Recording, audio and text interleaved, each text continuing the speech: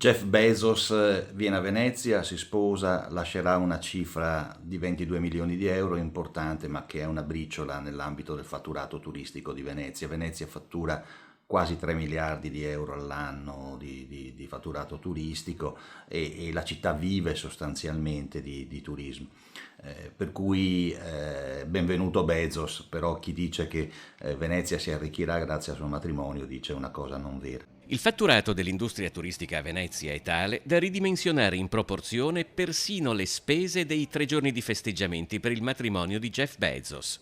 Secondo l'Associazione Veneziana Albergatori, però, le nozze del secondo uomo più ricco del pianeta avranno o dovrebbero avere un effetto rilevante nella promozione di un turismo d'alto profilo, che è quello a cui la categoria punta per il futuro. A Venezia in questo momento ci sono 35 alberghi a 5 stelle, quindi un'offerta altissima, e che diventeranno 40 nel giro di un paio d'anni, e con circa il 65-70% dei posti letto complessivi della città che si collocano nelle prime due categorie, cioè i 4 e i 5 stelle. Il matrimonio di Jeff Bezos ha però anche riacceso il dibattito sulla necessità di differenziare un'economia cittadina, al momento quasi unicamente a traino turistico. Sono d'accordo anche gli albergatori, che però rivendicano il proprio ruolo a Venezia.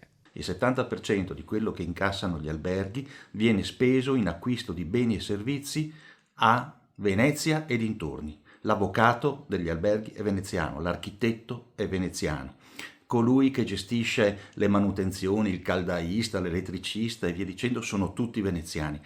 Chi produce le linee cortesie sono industrie del territorio veneziano. Al di là della pubblicità che questo, come altri matrimoni famosi, porterebbe a Venezia, c'è chi, come l'avvocato Francesco Mario Delia, dissociandosi dalle proteste anti-Bezos, chiede direttamente all'uomo con un patrimonio stimato abbondantemente sopra i 200 miliardi di dollari un dono per Venezia. Un'associazione per promuovere alcune azioni importanti di recupero del patrimonio di Venezia, come l'isola della Poveglia, come l'isola di Santo Spirito, l'isola delle Grazie, che tu potrai valorizzare e riaprire al pubblico veneziano perché possano essere amate, gestite e usufruite.